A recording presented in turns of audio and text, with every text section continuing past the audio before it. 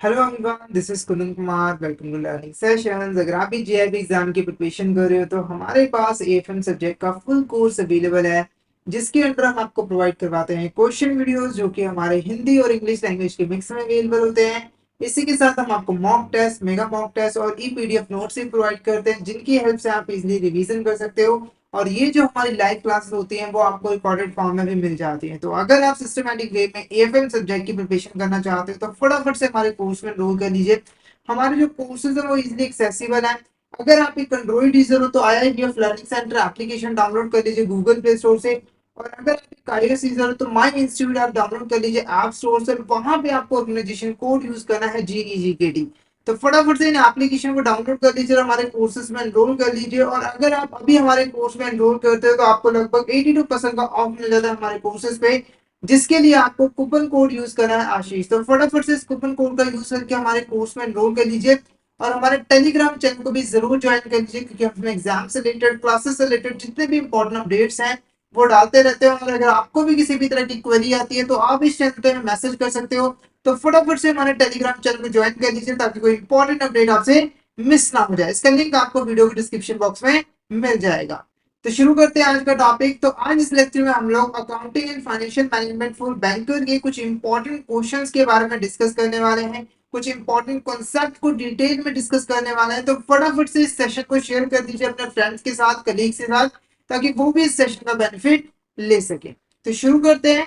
तो first question हमारा देखो क्या है, which of the following statement accurately describe tax. इसमें से कौन सी ऐसी स्टेटमेंट है जो कि एक्यूरेटली डिस्क्राइब कर रही है कि टैक्स क्या होता है। तो क्वेश्चन का आंसर करने से पहले टैक्स का मतलब समझ लो कि टैक्स बेसिकली यहाँ पर होता क्या है, ठीक है।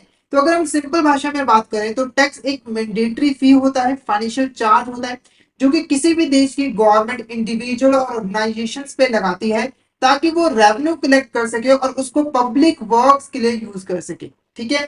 अब यहाँ पर फटाफट से ऑप्शन देख लेते हैं। तो फर्स्ट ऑप्शन क्या कह रहा है, A tax is a mandatory fee or financial charge levied by any government। तो ये स्टेटमेंट बिल्कुल यहाँ पर डिफाइन करी है, इसके बारे में ऑलरेडी मैंने आपको बताया है।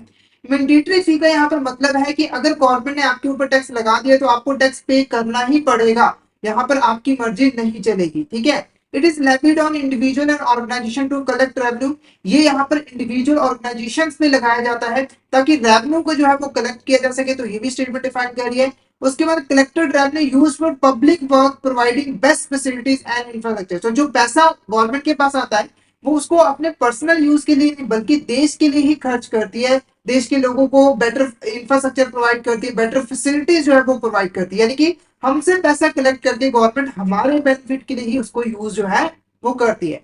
तो ये सारे की सारी जो स्टेटमेंट है वो एक्यूरेटली डिस्क्राइब कर रही है टैक्स को। तो ऑल ऑफ द अबव हमारा यहाँ पर क्या होगा, करेक्ट आंसर रहेगा। Next question, which of the following is not a characteristics of tax. इसमें से कौन सा ऐसा कैरेक्टरिस्टिक्स है जो कि टैक्स का कैरेक्टरिस्टिक्स नहीं है। पहला, imposed under statutory power, taxes are made for public purposes, voluntary contribution, no element of quid pro quo.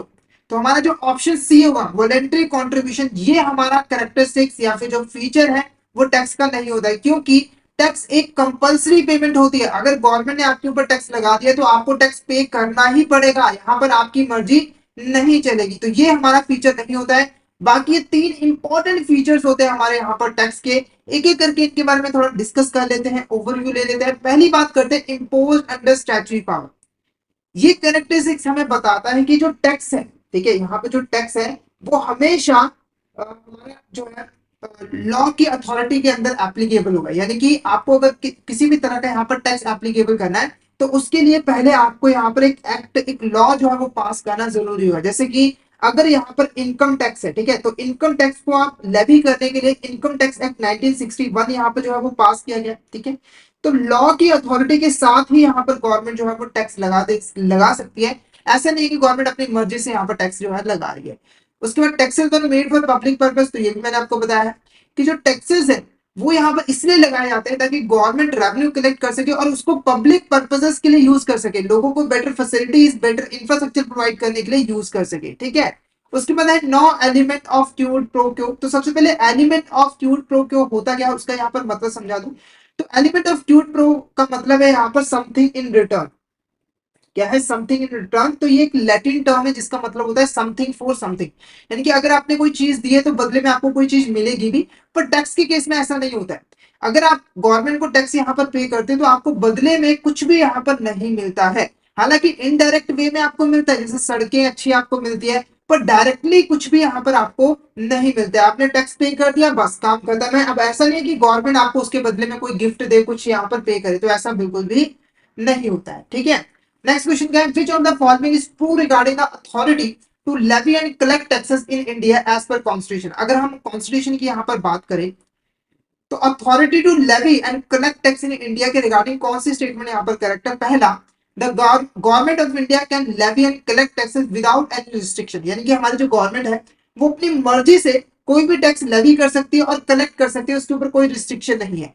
तो ये स्टेटमेंट बिल्कुल गलत है। ठीक है, उसके बाद taxes can be levied and collected only with the authority of law as per article 265 of the constitution. तो हमारा जो कॉन्स्टिट्यूशन, हमारा जो संविधान है, उसका जो 265 जो आर्टिकल है वो कहता है कि कोई भी टैक्स तभी लेवी किया जाएगा, कलेक्ट किया जाएगा, अगर उसके लिए कोई स्पेशल लॉ हो, एक्ट हो, यानी कि अथॉरिटी ऑफ लॉ के साथ ही टैक्सेस को लेवी और कलेक्ट किया जा सकता है।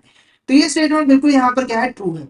उसके बाद authority to levy and collect taxes lies with the judiciary, यानी कि टैक्सेस को लेवी और कलेक्ट करने की जो अथॉरिटी है वो किसके पास है, जुडिशरी के पास है, जैसे हमारे सुप्रीम कोर्ट हो गया, हाई कोर्ट हो गया। तो ये गलत है, क्योंकि टैक्सेस को लेवी और कलेक्ट करने की जो अथॉरिटी है वो हमारी गवर्नमेंट के पास होती है। उसके बाद only state government have authority to levy collect taxes, तो ये भी नहीं है। हमारी central government, state government, local government, ये सभी यहाँ पर टैक्सेस जो है वो लगा सकते हैं। Next question, dash refers to the process of determining the expenses or cost associated with a particular project, product, service और एक्टिविटी। एक ऐसी प्रोसेस जिसके जरिए हम यहाँ पर पता लगाते हैं कि किसी भी प्रोजेक्ट, प्रोडक्ट या सर्विस को बनाने में टोटल एक्सपेंस कितना हुआ है, टोटल कॉस्ट कितना हुआ है, उस प्रोसेस को हम क्या कहते हैं। Option A cost ascertainment, option B cost identification, या फिर कॉस्टिंग, या फिर ऑल ऑफ द अबव। तो option C costing is a correct answer. तो कॉस्टिंग एक ऐसी प्रोसेस होती है जिसके जरिए हम डिटरमाइन करते हैं किसी भी प्रोडक्ट या सर्विस को बनाने में कितने यहाँ पर हमारी कॉस्ट आई है, कितने हमने एक्सपेंसेस इनकर किए हैं। अगर एग्जांपल के साथ आपको समझाऊं तो मान के चलो एक ए पर्सन है, ठीक है, वो यहाँ पर कार बना के मार्केट में सेल करता है।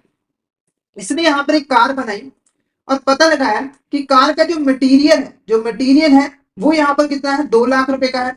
जो लेबर खर्च की है वो भी यहाँ पर 2 लाख रुपए की है, और कुछ यहाँ पर अदर एक्सपेंसेस भी के हैं 1 लाख रुपए, यानी कि इस कार को बनाने में टोटल कितना कॉस्ट आई है, एक्सपेंस आया है 5 लाख रुपए। तो ये जो प्रोसेस है जिसके जरिए इसने पता लगाया कि इस कार की कॉस्ट कितनी आई है, उसी को हम यहाँ पर क्या कहते हैं, कॉस्टिंग कहते हैं।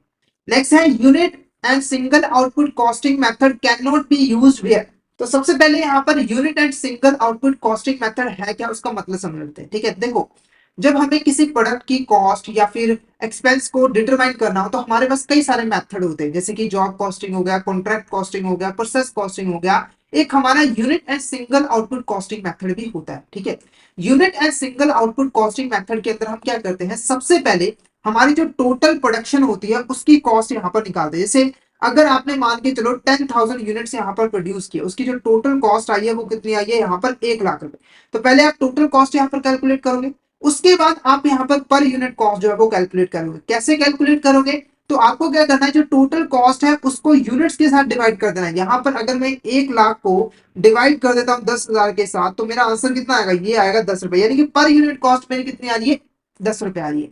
तो unit and single output costing method के अंदर सबसे पहले आपको टोटल कॉस्ट, उसके बाद आप यहाँ पर यूनिट कॉस्ट निकालोगे। कैसे निकालोगे, टोटल कॉस्ट को टोटल यूनिट्स के साथ यहाँ पर डिवाइड कर दो।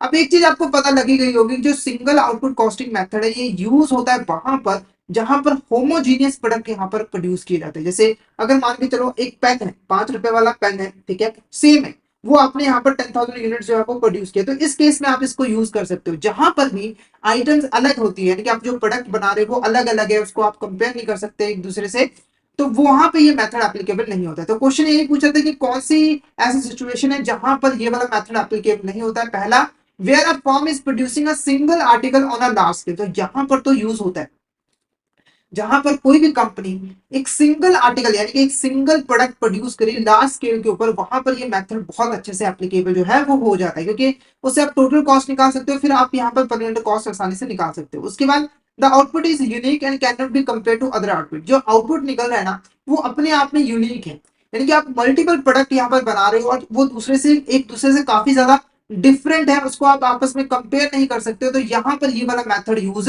नहीं होगा। उसके बाद where the product are homogeneous, जो जहां पर जो प्रोडक्ट है वो होमोजेनियस होंगे, तो हमारा ऑप्शन बी यहाँ पर क्या होगा, करेक्ट आंसर होगा। क्या होगा, option B is a correct answer, यानी कि जहां पर यूनिक प्रोडक्ट्स हैं, आउटपुट क्या है, अलग अलग है, डिफरेंट है, कंपैरिजन नहीं पॉसिबल है, वहां पर ये वाला मेथड यूज नहीं हो सकता है।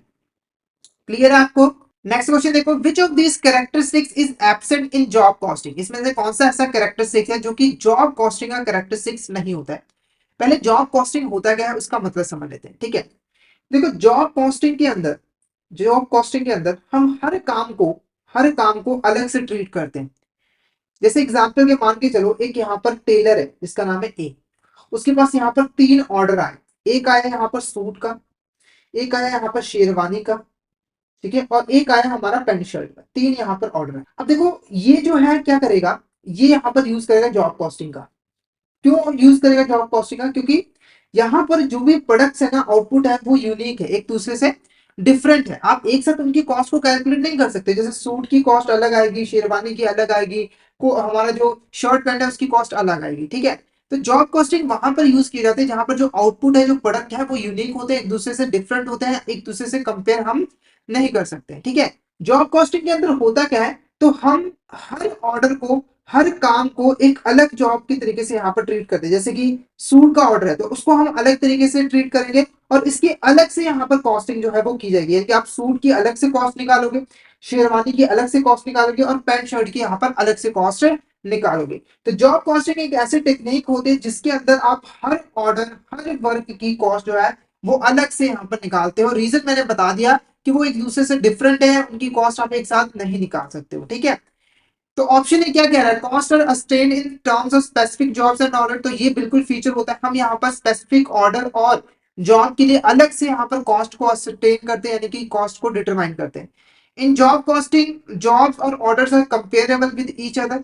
तो जो जॉब कॉस्टिंग की अगर हम बात करते हैं, जो जॉब्स होती हैं यानी कि जो ऑर्डर्स होते हैं वो एक दूसरे के जैसे ही होते हैं, उसको हम एक दूसरे से कंपेयर कर सकते हैं।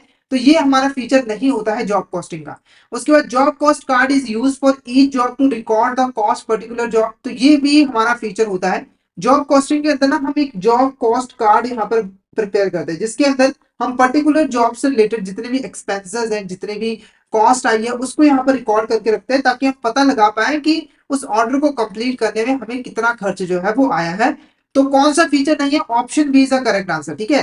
क्योंकि जॉब कॉस्टिंग के अंदर जितने भी प्रोडक्ट्स होते हैं वो यूनिक होते हैं, उसको हम एक दूसरे से कंपेयर नहीं कर सकते। तो ऑप्शन बी हमारा जॉब कॉस्टिंग का फीचर जो है वो नहीं होता है। नेक्स्ट क्वेश्चन देखो, job cost sheet are use to.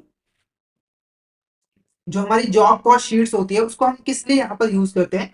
Job cost sheet एक पर्टिकुलर शीट होती है जिसके अंदर हम पर्टिकुलर जॉब से रिलेटेड जितने भी एक्सपेंसेस है, जैसे कि डायरेक्ट मटेरियल हो गए, डायरेक्ट लेबर हो गए, इनडायरेक्ट मटेरियल हो गए, इनडायरेक्ट लेबर हो गए, इन सभी चीजों को हम शो करते हैं ताकि हम टोटल कॉस्ट को जो है वो कैलकुलेट कर सके, ठीक है।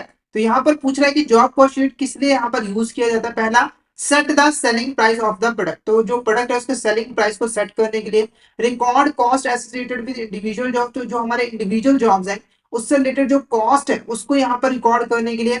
या फिर track employ performance for each project. जो हमारा ईच प्रोजेक्ट है उसके अंदर एम्प्लॉय की परफॉर्मेंस को ट्रैक करने के लिए। या फिर manage inventory level for raw material. तो option B is a correct answer. तो जो जॉब कॉस्ट शीट है उसको यूज किया जाता है यहाँ पर इंडिविजुअल जॉब से रिलेटेड जितने भी कॉस्ट है उसको रिकॉर्ड करने के लिए, एक्सपेंसेस को रिकॉर्ड करने के लिए, ताकि हम कॉस्ट को जो है वो डिटरमाइन कर सके। नेक्स्ट क्वेश्चन देखो हमारा क्या है, which of this statement defines income tax. इसमें से कौन सी ऐसी स्टेटमेंट है जो कि इनकम टैक्स को डिफाइन करती है। तो सबसे पहले इनकम टैक्स होता क्या है इसका मतलब समझ लेते हैं। तो देखो जितने भी इंडिविजुअल्स होते हैं, जितने भी हमारे बिजनेसेस होते हैं, जब वो कोई भी काम करते हैं तो वो क्या करते हैं, इनकम कमाते हैं। जैसे मान लो हम और आप जॉब करते हैं तो हमें क्या मिलती है, यहाँ पर सैलरी मिलती है, तो ये हमारी क्या होती है, यहाँ पर इनकम होती है। ऐसे ही हमारे जो बिजनेसेस होते हैं वो बिजनेस करते हैं, प्रॉफिट कमाते हैं, तो वो उनके लिए इनकम होती है। तो ये जो इनकम कमाता है इंडिविजुअल, हमारे जो बिजनेस है, उसके ऊपर गवर्नमेंट एक टैक्स लगाती है जिस टैक्स को ही हम क्या कहते हैं, इनकम टैक्स। तो जो पर्सन जिस हिसाब से इनकम कमा रहा है उसके हिसाब से उसे यहाँ पर इनकम टैक्स जो है वो पे करना पड़ता है। जो कम इनकम कमा रहा है वो कम इनकम टैक्स पे करता है, जो ज्यादा इनकम कमा रहा है वो ज्यादा इनकम टैक्स जो है वो पे करता है। ठीक है, अब क्वेश्चन था कि इसमें से कौन सी स्टेटमेंट डिफाइन करते हैं इनकम टैक्स को, तो मीनिंग आपको अच्छे से क्लियर हो गया है कि यहाँ पर पर्सन और बिजनेस की इनकम पे जो टैक्स लगाया जाता है वो हमारा इनकम टैक्स होता है। ठीक है, and income tax is a tax imposed on individual or businesses in respect of income or profits earned by them। तो इनकम टैक्स बेसिकली टैक्स होता है जो कि इंडिविजुअल और बिजनेस पे इम्पोज किया जाता है, लेवी किया जाता है, जो भी वो इनकम कमाते हैं या फिर प्रॉफिट अर्न करते हैं। ठीक है, the provisions governing the income tax are covered in the income tax act 1961। तो हमारा जो एक्ट है इनकम टैक्स एक्ट 1961 उसके अकॉर्डिंग इनकम टैक्स जो है वो लगाया जाता है, लेवी किया जाता है और कलेक्ट भी किया जाता है। इसकी जो प्रोविजंस है उसको फॉलो करना जरूरी होता है। Tax payer should pay tax based on their ability to pay. तो जो टैक्स पेयर होते हैं वो अपनी एबिलिटी के अकॉर्डिंग यहाँ पर टैक्स पे करते हैं। तो ये भी स्टेटमेंट बिल्कुल डिफाइन करती है, जैसे जो पर्सन जितना इनकम कमा रहे हैं उसे उतना ही यहाँ पर टैक्स पे करना पड़ता है। जैसे किसी को 5%, किसी को 15%, किसी को यहाँ पर 30% भी पे करना पड़ रहा है। तो जितनी वो कमाई कर रहा है उसके हिसाब से वो टैक्स भी पे कर रहा है। Income tax is levied by state government and collected by central government of India. तो ये जो स्टेटमेंट है वो डिफाइन नहीं करते इनकम टैक्स को। क्यों नहीं करती? क्योंकि देखो हमारे देश के अंदर जो सेंट्रल गवर्नमेंट है वही इनकम टैक्स को लेवी भी करती है और यहाँ पर कलेक्ट भी करती है। इनकम टैक्स के अंदर स्टेट गवर्नमेंट का कोई भी रोल नहीं होता है, कोई भी हिस्सा नहीं होता है। तो ऑप्शन डी हमारा यहाँ पर क्या होगा, करेक्ट आंसर होगा। क्योंकि ये तीन स्टेटमेंट डिफाइन करती है इनकम टैक्स को, पर ये चौथी स्टेटमेंट डिफाइन नहीं करती है। ठीक है, नेक्स्ट क्वेश्चन क्या है, after the death of a person his legal representative will be treated as an assessee for that income of the deceased on which tax has not been paid by deceased before his death, then legal representative known as। ठीक है, तो question थोड़ा सा बड़ा है, मैं आपको easy language में समझाता हूँ। तो मान के चलो एक पर्सन है यहाँ पर, ठीक है, उसने यहाँ पर इनकम कमाई 10 लाख रुपए की, ठीक है, जिसके ऊपर उसको यहाँ पर टैक्स जो है वो पे करना था। पर टैक्स पे करने से पहले इसकी यहाँ पर डेथ हो गई। अब इस केस में इसका जो लीगल रिप्रेजेंटेटिव है, ठीक है, वो इस इनकम के ऊपर जो है वो टैक्स पे करेगा और वो एक एसएससी के तौर पे ट्रीट जो है वो किया जाएगा। ठीक है, अब एसएससी क्या होता है मैं आपको समझाऊंगा डिटेल में। तो क्वेश्चन पूछ रहा है कि ये जो लीगल रिप्रेजेंटेटिव होता है उसे हम क्या मानते हैं, उसे हम सिर्फ एसएससी मानते हैं या फिर डीम्ड एसएससी मानते हैं या फिर एसएससी इन डिफॉल्ट माना जाता है या फिर ऑल ऑफ द अबव। तो जो आंसर रहेगा option be deemed SSC is the correct answer. अगर कोई पर्सन है उसने इनकम कमाई है, उस पर टैक्स पे करने से पहले उसकी डेथ हो गई, तो उसका जो लीगल रिप्रेजेंटेटिव है वो डीम्ड एसएससी माना जाएगा और टैक्स पे करने की रिस्पॉन्सिबिलिटी भी उसी की यहाँ पर होगी। अब थोड़ी यहाँ पर बात करते हैं कि एसएससी एक्चुअली में है क्या। तो वैसे तो अगर हम नॉर्मली बात करें तो एसएससी वो पर्सन है जिसे इनकम टैक्स एक्ट के अंदर इनकम टैक्स पे करना होता है। जैसे अगर आप सैलरी कमा रहे हो, ठीक है, और आपके ऊपर टैक्स एप्लीकेबल होता है इनकम टैक्स, ठीक है, तो उस केस में आप क्या माने जाते हो, एसएससी माने जाते हो। पर जो हमारा एक्ट है उसके अंदर डिटेल में बताया गया। पहली चीज तो यहाँ पर लिखी हुई है a person by whom any tax or any sum of money is payable under this act। यानी कि इनकम टैक्स एक्ट 1961 के अंदर अगर किसी भी पर्सन को कोई टैक्स या फिर कोई भी मनी पे करनी है तो वो एसएससी माना जाएगा। इसके अलावा अगर कोई पर्सन है उसके ऊपर किसी भी तरह की प्रोसीडिंग चल रही है, जैसे कि उसकी इनकम की असेसमेंट की जा रही है, लॉस की असेसमेंट की जा रही है, तो वो भी हमारा एसएससी कहलाएगा। ठीक है, उसके बाद एक person who is accessible in respect of income और लॉस फॉर अनदर पर्सन। अगर कोई एक पर्सन है वो किसी दूसरे पर्सन की इनकम के लिए असेस किया जा रहा है तो वो भी हमारा क्या होगा, एसएससी कहलाएगा। जैसे होता है ना, जैसे ए और बी हस्बैंड वाइफ है, ये क्या है, वाइफ है, ठीक है, तो इसने अगर कोई पैसा कमाया है, ठीक है, तो नॉर्मली हम क्या करते हैं, हस्बैंड को हस्बैंड की इनकम में उसे इंक्लूड करते हैं और उसे भी यहाँ पर असेस जो है वो किया जाता है। ठीक है, तो इस केस में ये जो एक पर्सन है चाहे इनकम इसने कमाया है पर अगर हमने इसकी इनकम के लिए इसको भी असेस किया है ना, तो ये हमारा क्या कहलाएगा, ये भी हमारा एसएससी कहलाएगा। इसके अलावा अगर एक्ट में कोई भी एसएससी मान लिया गया है तो वो हमारा एसएससी की कैटेगरी में आ जाता है। नेक्स्ट क्वेश्चन देखो, what is the upper limit for deductions permitted under section 80C। ठीक है, तो हमारा जो इनकम टैक्स एक्ट है उसका जो सेक्शन 80C है उसके अंदर कुछ यहाँ पर डिडक्शन दी गई है। यानी कि जब भी आप कोई पैसा कमाओ, इनकम कमाओ, तो टैक्स पे करने से पहले आप यहाँ पर डिडक्शन, जो डिडक्शन आपको मिली हुई है आप उसको माइनस कीजिए, उसके बाद जो पैसा बचे उसके ऊपर आप टैक्स पे कर दीजिए। तो सेक्शन 80C के अंदर मैक्सिमम कितनी डिडक्शन मिल सकती है वो क्वेश्चन पूछ रहा है। तो यहाँ पर ऑप्शन ए है 1 लाख, 1,50,000, 2 लाख या फिर 2,50,000।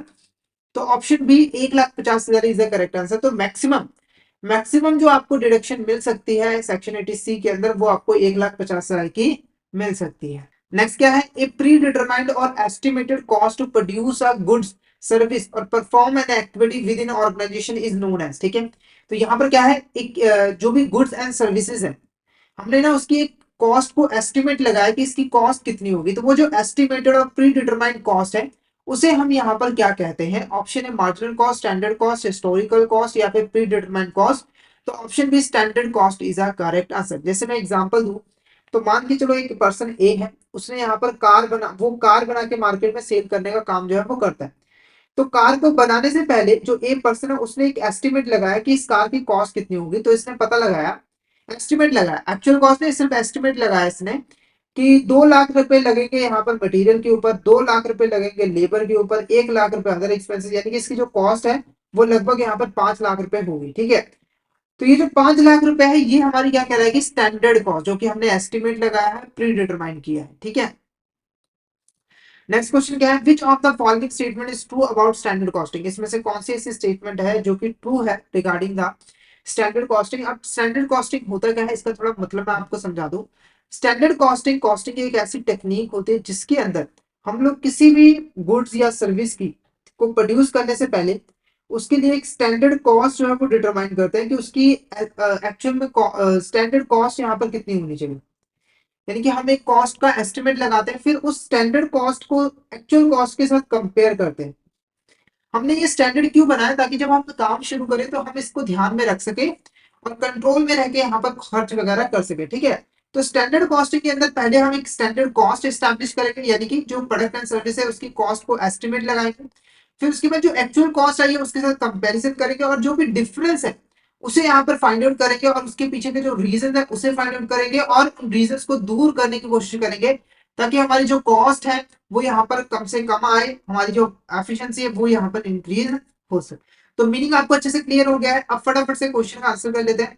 तो ऑप्शन ए कह रहा है it uses actual cost incurred to produce goods and services. तो ये जो टेक्निक है वो बेसिकली एक्चुअल कॉस्ट को यूज करती है ताकि वो पता लगा पाए कि किसी भी गुड्स और सर्विस को प्रोड्यूस करने में कितना खर्चा है। उसके बाद it establish predetermined cost as a benchmark for comparison. तो स्टैंडर्ड कॉस्टिंग के अंदर हम क्या करते हैं? प्री डिटरमाइंड कॉस्ट को एस्टैब्लिश करते हैं और उसको एज अ बेंचमार्क यूज करते हैं कंपैरिजन करने के लिए। तो ये स्टेटमेंट क्या है? बिल्कुल ट्रू है। उसके बाद it is not relevant under the stable and predictable market condition. अगर हमारी जो मार्केट कंडीशन है उसमें ज्यादा चेंजेस नहीं होते हैं तो वहां पर इस मेथड को हम यूज नहीं कर सकते, ये रेलेवेंट नहीं होता। तो ये स्टेटमेंट क्या है? गलत है, क्योंकि स्टैंडर्ड कॉस्टिंग को हम ऐसे एनवायरमेंट में अच्छी तरीके से यूज जो है वो कर सकते हैं। It eliminates the need for variance analysis. तो ये वेरिएंस एनालिसिस की जो नीड है उसको भी एलिमिनेट कर देता है। तो option B is the correct answer. सिर्फ और सिर्फ ऑप्शन बी जो है वो करेक्ट है कि यहाँ पर प्री डिटरमाइंड कॉस्ट को एस्टैब्लिश किया जाता है और उसको एज अ बेंचमार्क यूज किया जाता है कंपैरिजन करने के लिए। नेक्स्ट क्वेश्चन देखो क्या है? Variance analysis in standard costing involves comparing. तो जो वेरिएंस एनालिसिस है उसके अंदर हम यहाँ पर किस चीज को कंपेयर करते हैं? सबसे पहले वेरिएंस एनालिसिस है क्या, इसका मतलब समझ लें। तो वेरिएंस का मतलब होता है डिफरेंस। आपने जो स्टैंडर्ड कॉस्ट यहाँ पर एस्टैब्लिश की थी, ठीक है, और जो आपकी एक्चुअल कॉस्ट है इसके बीच का जो डिफरेंस होता है उसी को हम क्या कहते हैं? वेरिएंस। जैसे अगर स्टैंडर्ड कॉस्ट था आपका 900 और एक्चुअल कॉस्ट आपकी आई है 1000, तो ये 1000, तो ये जो हमारा 100 रुपीज का डिफरेंस है इसे हम क्या कहेंगे? वेरिएंस। वेरिएंस एनालिसिस के अंदर हम बेसिकली पता लगाते हैं कि हमारा स्टैंडर्ड कॉस्ट और एक्चुअल कॉस्ट के बीच में कितना डिफरेंस है, उस डिफरेंस के क्या रीजन है, और उस रीजन को कैसे हम सॉल्व कर सकते हैं। ये सारी चीजें हमारी वेरिएंस एनालिसिस के अंदर आ जाती है। ठीक है, अब कंपैरिजन किस चीज का किया जाता है? स्टैंडर्ड कॉस्ट को बजट कॉस्ट के साथ कंपेयर किया जाता है, या फिर एक्चुअल कॉस्ट को स्टैंडर्ड कॉस्ट के साथ कंपेयर किया जाता है, या फिर एक्चुअल कॉस्ट को आइडियल कॉस्ट के साथ कंपेयर किया जाता है। तो option B is the correct answer. जो एक्चुअल कॉस्ट होती है उसे यहाँ पर स्टैंडर्ड कॉस्ट के साथ जो है वो कंपेयर किया जाता है। नेक्स्ट क्वेश्चन देखो क्या है? If favourable material quantity variance indicates. अगर हमारा जो मटेरियल क्वांटिटी वेरिएंस है वो फेवरेबल है तो उसका क्या मतलब यहाँ पर होता है? सबसे पहले मटेरियल क्वांटिटी वेरिएंस होता क्या है उसका मतलब समझाता हूँ। देखो, जब भी हम कोई प्रोडक्ट बनाते हैं तो उसमें मटेरियल यूज होता है, ठीक है। तो हम ना पहले से एक स्टैंडर्ड फिक्स कर देते हैं कि किसी प्रोडक्ट को बनाने में हमें कितना मटेरियल यूज होना है। जैसे अगर आपने सोचा है कि प्रोडक्ट बना है उसमें 250 kg मटेरियल यूज होगा, पर जब आपने यूज किया तो एक्चुअल जो मटेरियल यूज होगा वो कितना हुआ? 200 kg हुआ, ठीक है। तो ये जो डिफरेंस है हमारा स्टैंडर्ड यूनिट में और एक्चुअल यूनिट में जो कंज्यूम हुई है उसको ये हम यहाँ पर क्या कहते हैं? मटेरियल क्वांटिटी वेरिएंस, ठीक है। तो ये वेरिएंस कितना है? 50 kg का है।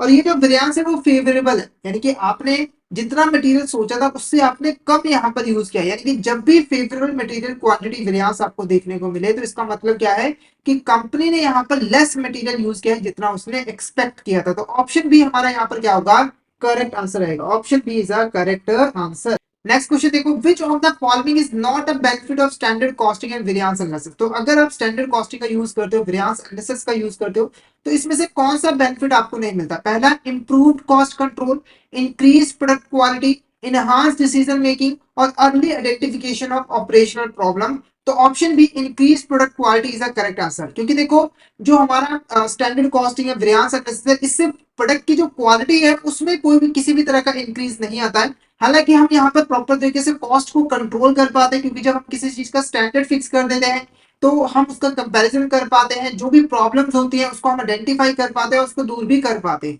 डिसीजन मेकिंग हमारी अच्छी हो जाती है, हमें पता लग जाता है कि कौन सा प्रोडक्ट हमें बनाना चाहिए, कौन सा प्रोडक्ट हमें नहीं बनाना चाहिए, किस प्रोडक्ट को कितनी क्वांटिटी में बनाना चाहिए, कहाँ कहाँ पे हमें कॉस्ट की कटौती करनी है। साथ ही साथ जो ऑपरेशनल सॉरी जो ऑपरेशनल प्रॉब्लम्स होती हैं उनको भी हम अगली स्टेज पे ही यहाँ पर आइडेंटिफाई कर पाते हैं। नेक्स्ट क्वेश्चन देखो क्या है, what is a taxable event under GST. अगर हम जीएसटी की बात करें तो उसके अंदर टैक्सेबल इवेंट कौन सा होता है। सबसे पहले यहाँ पर आपको जो चीज समझनी है वो है जीएसटी के बारे में, कि जीएसटी बेसिकली है क्या। जीएसटी की फुल फॉर्म होती है गुड्स एंड सर्विस टैक्स। क्या होता है, goods and service tax. GST basically एक तरह का इनडायरेक्ट टैक्स होता है जो कि यहाँ पर गुड्स और सर्विसेज की सप्लाई पे जो है वो लगाया जाता है। जैसे ही गुड्स एंड सर्विसेज की सप्लाई की जाती है तो उसके ऊपर जीएसटी जो है वो एप्लीकेबल होता है। आपने भी कई बार सामान खरीदा होगा तो उसके ऊपर आपने देखा जरूर होगा कि जीएसटी इतना है। तो जितने भी गुड्स एंड सर्विसेज हम यूज करते हैं उसके ऊपर जीएसटी एप्लीकेबल जो है वो होता है। तो टैक्सेबल इवेंट का मतलब होता है वो इवेंट जिसके होते ही टैक्स जो है वो एप्लीकेबल होता है। तो जीएसटी के अंदर जो टैक्सेबल इवेंट है वो क्या है, supply of goods and services. जैसे ही आप गुड्स एंड सर्विसेज की सप्लाई करते हो तो टैक्स जो है वो एप्लीकेबल ऑटोमेटिकली हो जाता है।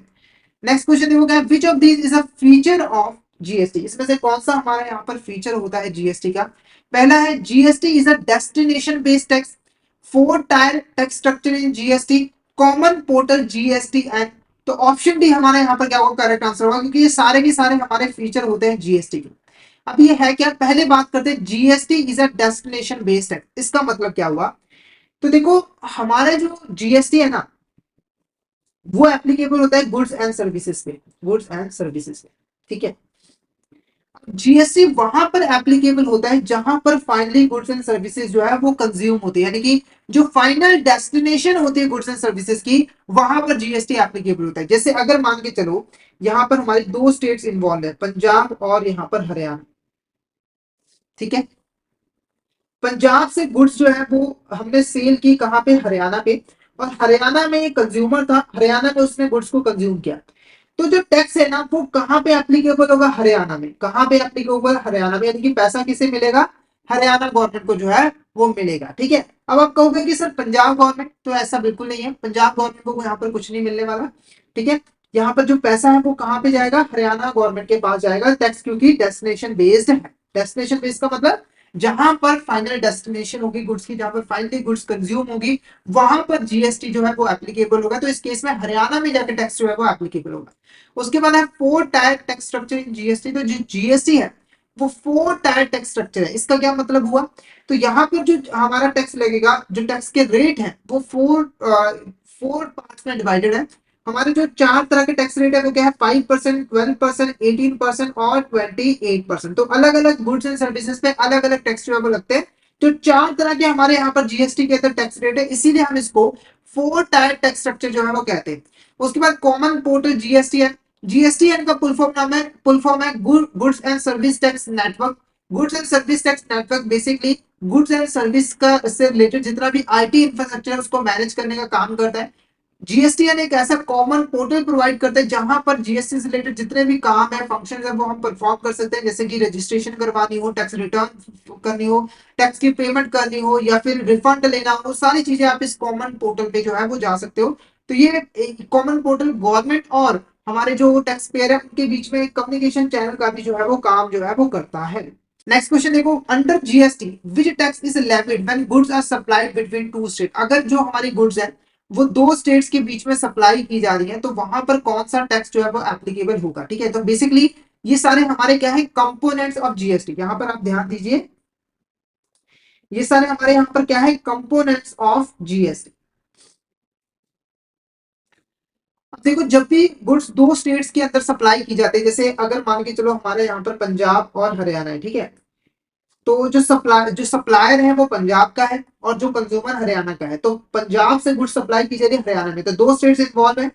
इस सप्लाई को हम क्या कहते हैं, इंटर स्टेट सप्लाई। क्या कहते हैं, इंटर स्टेट सप्लाई, जिसमें दो स्टेट या दो से ज्यादा स्टेट इन्वॉल्व होती है। ठीक है, जब भी इंटर स्टेट सप्लाई होती है तो उसके ऊपर एप्लीकेबल होता है integrated goods and service tax. जैसे अगर टैक्स रेट है 18%, तो 18% हमारा आईजीएसटी जो है वो एप्लीकेबल हो जाएगा। इसको लेवी कौन करता है, हमारी सेंट्रल गवर्नमेंट, और जो भी पैसा आता है वो स्टेट गवर्नमेंट और सेंट्रल गवर्नमेंट के बीच में डिवाइड हो जाता है। ठीक है, ऐसी एक और सिचुएशन होती है, अगर मान के चलो जो गुड्स की सप्लाई वो एक ही स्टेट में होती है, तो उसे हम कहते हैं इंट्रा स्टेट सप्लाई।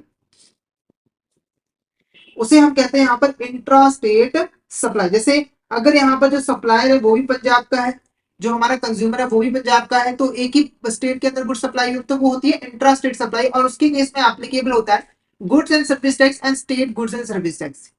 यानी कि अगर यहाँ पर जो टैक्स रेट है वो 18% का है, तो 9% हमारा क्या लगेगा, central goods and service tax, और 9% हमारा क्या लगेगा, state goods and service tax. जो central goods and service tax है इसको एप्लीकेबल करती है सेंट्रल गवर्नमेंट, और उसका पैसा भी सेंट्रल गवर्नमेंट के पास जाता है। और जो state goods and service tax है ये एप्लीकेबल करती है हमारी स्टेट गवर्नमेंट, और पैसा भी उसी के पास यहाँ पर चला जाता है। ठीक है, उसके बाद एक हमारा union territory goods and service tax भी होता है। अगर मान के चलो जो सप्लाई हो रही है वो स्टेट में नहीं हो रही है बल्कि यूनियन टेरिटरी में हो रही है, जैसे दिल्ली में हो रही है, तो वहां पर एसजीएसटी की जगह पे हमारा क्या लगेगा, यूटीजीएसटी जो है वो लगेगा। यानी कि अगर 18% रेट है तो 9% सीजीएसटी और 9% हमारा यूटीजीएसटी जो है वो एप्लीकेबल होगा। नेक्स्ट क्वेश्चन देखो, marginal cost refer to the. Marginal cost का यहाँ पर क्या मतलब होता है, पहला टोटल कॉस्ट ऑफ प्रोडक्शन। अगर आपने जो भी प्रोडक्शन की उसकी जो टोटल कॉस्ट है उसे मार्जिनल कॉस्ट कहते हैं। या फिर cost of producing all existing unit, जो हमारी ऑल एग्जिस्टिंग यूनिट्स है उसकी जो कॉस्ट को जो हम प्रोड्यूस करते हैं, मतलब कि जितनी भी एग्जिस्टिंग यूनिट्स है उसको जब हम प्रोड्यूस करते हैं तो उसकी कॉस्ट को, या फिर cost of producing one additional unit, या फिर cost of fix cost per unit. तो option C is the correct answer. ठीक है, तो आप जितनी भी यूनिट्स यहाँ पर प्रोड्यूस करते हो, जैसे कि अगर मान के चलो आपने यहाँ पर 10,000 यूनिट्स प्रोड्यूस करी और उसकी कॉस्ट आ रही है 1 लाख रुपए। ठीक है, अब आपने यहाँ पर क्या किया, आपने क्या किया, एक एडिशनल यूनिट यहाँ पर प्रोड्यूस कर दी।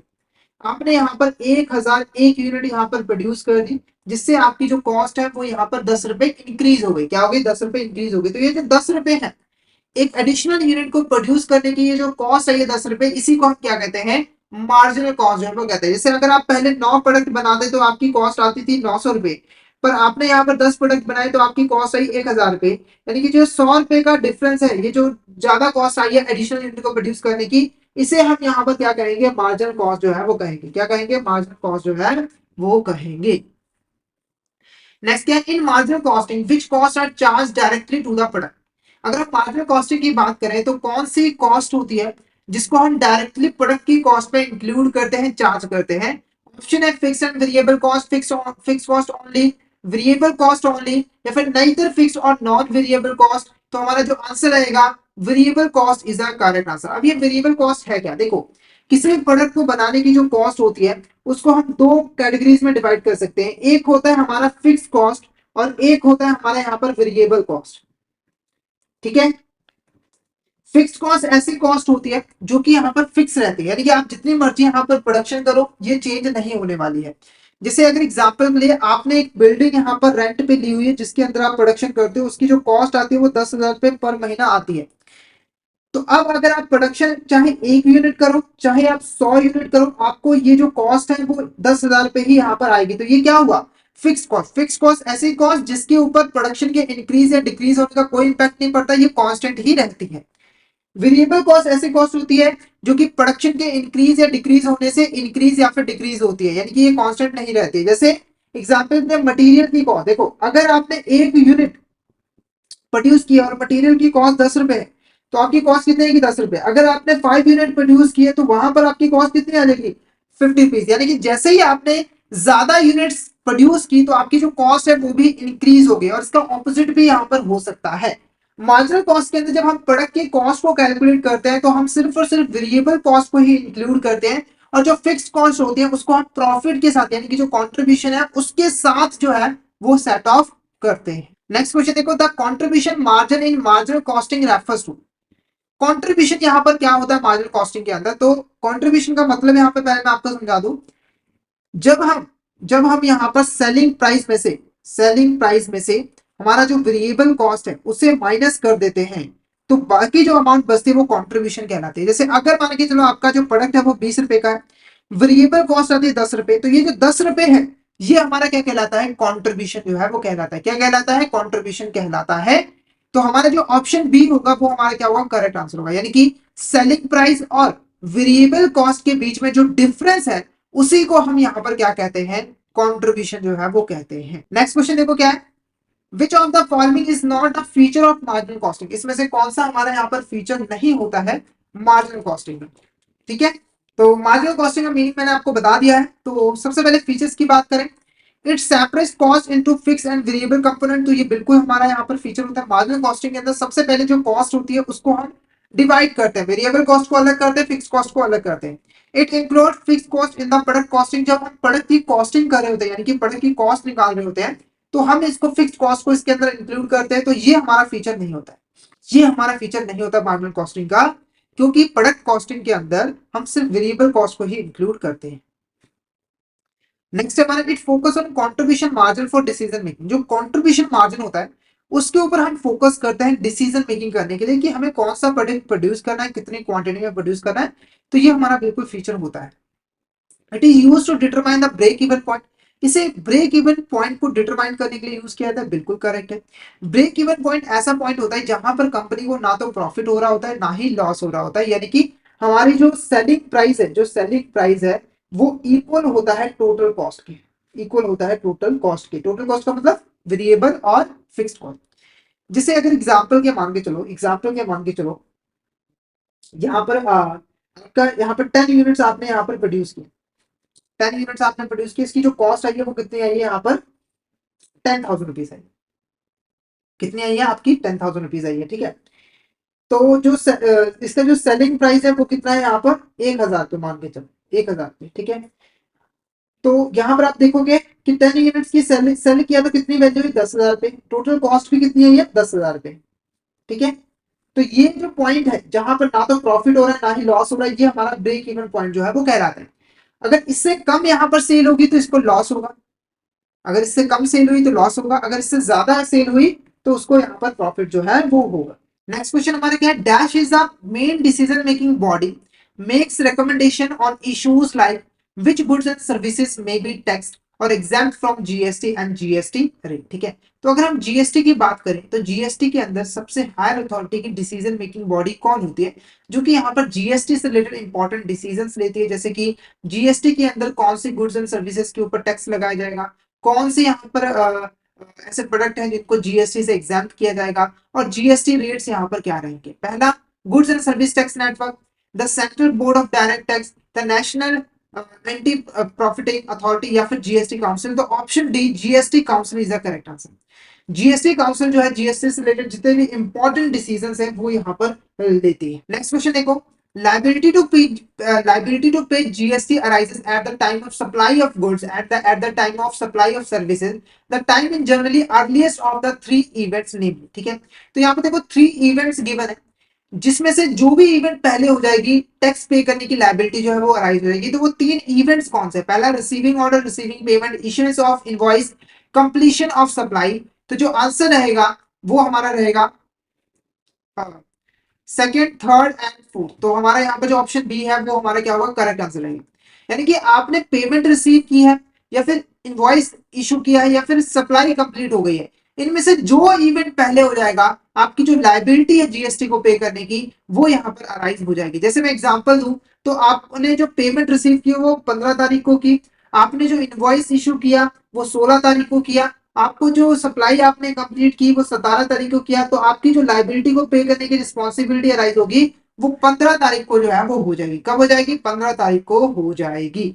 नेक्स्ट क्वेश्चन क्या है, which of this statement is correct regarding cost volume profit analysis. इसमें से कौन सी ऐसी स्टेटमेंट है जो कि यहाँ पर कॉस्ट वॉल्यूम प्रॉफिट एनालिसिस के रिगार्डिंग करेक्ट है।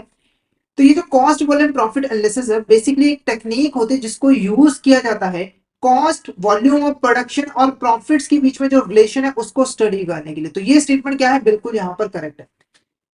हमारा जो कॉस्ट है प्रॉफिट है उसके ऊपर क्या इंपैक्ट पड़ता है वॉल्यूम में चेंज आने की वजह से, यानी कि जो सेल्स है जो बिजनेस एक्टिविटीज है उसके वॉल्यूम में जब चेंज आता है तो उससे कॉस्ट में क्या चेंज आता है, प्रॉफिट में क्या चेंज आता है, उसके बारे में जानने के लिए हम इस टेक्निक का यूज करते हैं। तो ये भी स्टेटमेंट बिल्कुल करेक्ट है। This analysis involve classification of every cost as a either fixed cost or variable cost। तो ये भी करेक्ट है। हम लोग यहाँ पर जब भी इस टेक्निक का यूज करते हैं तो सबसे पहले जो कॉस्ट है उसको फिक्स्ड कॉस्ट और वेरिएबल कॉस्ट में क्या करते हैं, क्लासिफाई कर देते हैं, डिवाइड कर देते हैं, उसके बाद हम यहाँ पर एनालिसिस करते हैं। It shows relationship between contribution and sales only. तो ये सिर्फ और सिर्फ कंट्रीब्यूशन और सेल्स के बीच में जो रिलेशनशिप हो रहा है उसके बारे में हमें बताता है। तो हमारा जो ऑप्शन सी है first second third is the correct answer. तो ये तीन स्टेटमेंट जो है वो कॉस्ट वॉल्यूम प्रॉफिट एनालिसिस के रिगार्डिंग करेक्ट है, पर ये जो चौथी स्टेटमेंट है ये हमारे यहाँ पर क्या है, गलत है। तो यहाँ पर हमारा जो आज का टॉपिक है वो ओवर होता है। तो हमने यहाँ पर डिटेल में डिस्कस किया एफएम से रिलेटेड कुछ इंपॉर्टेंट टॉपिक्स को, जैसे कि GST, income tax, marginal costing, standard costing. तो आई होप आपको यहाँ तक क्लियर हो गया होगा। अगर आपको यहाँ पर किसी भी तरह का डाउट आता है तो आप चैट बॉक्स में मैसेज करके पूछ सकते हो, और अगर आपको क्लियर हो गया तो फटाफट से एक बार चैट बॉक्स में मैसेज करके जरूर बता दीजिएगा कि आपको यहाँ तक क्लियर हो गया है। और अगर आप सिस्टमैटिक वे में एएफएम सब्जेक्ट की प्रिपरेशन करना चाहते हो तो फटाफट से हमारे कोर्स में एनरोल कर लीजिए, जिसके अंदर हम आपको प्रोवाइड करवाते हैं क्वेश्चन वीडियोस जो कि हमारे हिंदी और इंग्लिश लैंग्वेज के मिक्स में अवेलेबल होते हैं। इसी के साथ हम आपको mock test, mega mock test और ई पीडीएफ नोट्स भी प्रोवाइड करते हैं, जिनकी हेल्प से आप इजीली रिवीजन कर सकते हो। और ये जो हमारी लाइव क्लास में होती है वो आपको रिकॉर्डेड फॉर्म में भी मिल जाती है। तो अगर आप सिस्टमेटिक वे में एएफएम सब्जेक्ट की प्रिपरेशन करना चाहते हैं तो फटाफट से हमारे कोर्स में एनरोल कर लीजिए। हमारे जो कोर्सेज है वो इजीली एक्सेसिबल है। अगर आप एक एंड्रॉइड यूजर हो तो IIBF learning centre application download कर लीजिए गूगल प्ले स्टोर से। और अगर आप एक आईएएस यूजर हो तो माई इंस्टीट्यूट आप डाउनलोड कर लीजिए ऐप स्टोर से, वहां पे आपको ऑर्गेनाइजेशन कोड यूज करना है जीईजीपीटी। तो फटाफट से इन एप्लीकेशन को डाउनलोड कर लीजिए, हमारे कोर्सेज में एनरोल कर लीजिए। और अगर आप अभी हमारे कोर्स में एनरोल करते हैं तो आपको लगभग 82% का ऑफ मिल जाता है हमारे कोर्सेज पे, जिसके लिए आपको कूपन कोड यूज करना है आशीष। तो फटाफट से इस कूपन कोड का यूज करके हमारे कोर्स में एनरोल कर लीजिए। और हमारे टेलीग्राम चैनल को भी जरूर ज्वाइन कर लीजिए, क्योंकि हम उसमें एग्जाम से रिलेटेड, क्लासेस से रिलेटेड जितने भी इंपॉर्टेंट अपडेट्स हैं वो डालते रहते हैं। और अगर आपको भी किसी भी तरह की क्वेरी आती है तो आप इस चैनल पे मैसेज कर सकते हो। तो फटाफट से हमारे टेलीग्राम चैनल को ज्वाइन कर लीजिए ताकि कोई इंपॉर्टेंट अपडेट आपसे मिस ना हो जाए। इसका लिंक आपको वीडियो के डिस्क्रिप्शन बॉक्स में मिल जाएगा। तो आज के लिए इतने ही। अगर सेशन अच्छा लगा तो सेशन को लाइक कर देना, हमारे चैनल को सब्सक्राइब कर देना और शेयर जरूर कर देना अपने फ्रेंड्स के साथ, कलीग्स के साथ, ताकि वो भी इस सेशन का बेनिफिट ले सके। तो thank you so much everyone, मिलते हैं नेक्स्ट क्लास में।